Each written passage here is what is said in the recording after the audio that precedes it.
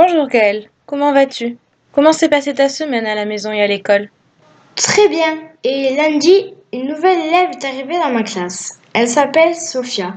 Elle était très timide et elle avait l'air un peu inquiète d'être là. La maîtresse nous avait prévenu qu'elle allait arriver. Elle nous a aussi dit qu'elle a un retard mental et elle nous a demandé de l'accueillir gentiment. Est-ce que ça veut dire qu'elle a un handicap? Effectivement, le retard mental, c'est une forme de handicap. Il existe différents types de handicap. Le handicap physique, le handicap sensoriel et le handicap mental. Le retard mental, lui, fait partie de la catégorie du handicap mental. Ça veut dire que c'est un handicap qui touche le cerveau et que certaines parties de son cerveau n'ont pas pu se développer correctement. Mais alors, qu'est-ce que c'est exactement un retard mental? Le retard mental, qu'on appelle aussi déficience intellectuelle, signifie que son fonctionnement intellectuel est plus faible que celui des autres enfants de son âge. Il existe 4 degrés de retard mental: léger, moyen, sévère et profond. Ce retard mental va avoir des répercussions sur les différents apprentissages de la vie. Ces enfants ont des difficultés dans l'acquisition de l'autonomie, par exemple pour se préparer tout seul le matin avant d'aller à l'école. Ils peuvent également avoir des difficultés pour apprendre à lire ou à écrire. Ils ont aussi des difficultés dans les relations sociales avec les camarades. Par exemple, ils ne comprennent pas toujours les blagues et l'humour. Et c'est difficile pour eux de reconnaître et gérer leurs émotions. Alors, elle est vraiment différente de nous? Tu sais, tout le monde est différent. Certains en classe sont meilleurs en mathématiques et d'autres en histoire. Et quand on a un handicap et un retard mental dans le cas de Sophia, on est différent parce qu'on ne peut pas faire certaines choses ou alors on les fait plus difficilement. Alors peut-être que Sophia sera aussi forte que toi en mathématiques, mais qu'il lui faudra plus de temps pour apprendre. Et comment il est apparu son retard mental? Il existe plein de raisons pour lesquelles le retard mental peut apparaître. Parfois, ça peut être d'origine biologique. Ça veut dire que ça arrive dès la naissance. Parfois aussi, ça peut arriver après un accident ou une maladie. D'accord, et c'est bizarre parce que quand elle est arrivée, je n'ai même pas vu qu'elle avait un handicap. C'est vrai, il y a des handicaps qui se voient et d'autres non. Par exemple, si tu te casses une jambe, alors tu as des béquilles et ça se voit. Tu es bien embêté si à l'école tu dois monter des escaliers. C'est pour ça qu'il y a des aménagements comme des ascenseurs ou des rampes d'accès. Ça permet que tu puisses quand même te déplacer. Sophia, elle, son handicap, on ne le voit pas.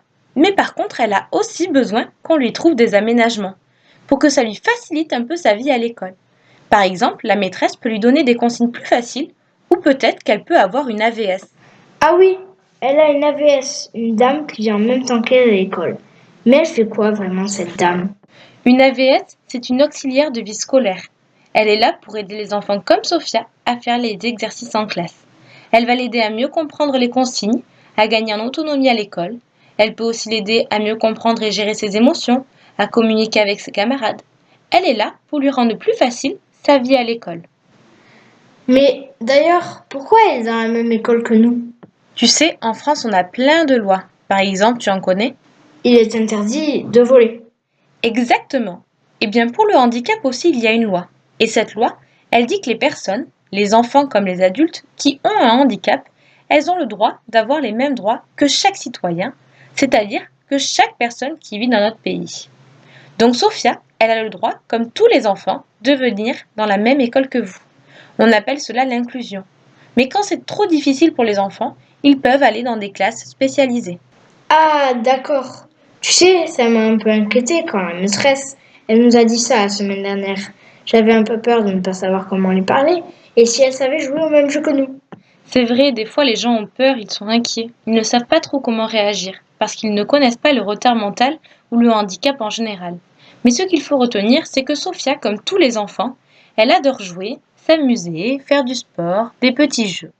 Toi, tu m'as déjà dit à l'école que tu jouais au loup avec tes camarades pendant la récréation. Peut-être qu'elle pourra jouer avec vous. Mais peut-être aussi que vous allez devoir simplifier les règles, comme le fait la VS pour les apprentissages, pour qu'elle puisse partager ce moment avec vous. Oui, je leur dirai. Maintenant, je suis très contente de connaître Sophia. Et j'ai bien compris que des fois, elle avait besoin de nous. Là, je me sens vraiment fière. Oui, Sophia a besoin de tout le monde pour l'aider à grandir. À la maison, comme toi, elle a besoin de ses parents. Peut-être aussi qu'elle voit des médecins, des psychologues, comme toi ici d'ailleurs. À l'école, Elle a l'aide de la maîtresse et de l'AVS. Mais elle a aussi besoin de vous tous pour apprendre plein de jeux et s'épanouir comme tous les autres enfants. Alors, j'ai bien compris que le retard mental est un handicap, lié à un niveau intellectuel plus faible que les enfants en général et qui entraîne des difficultés d'adaptation.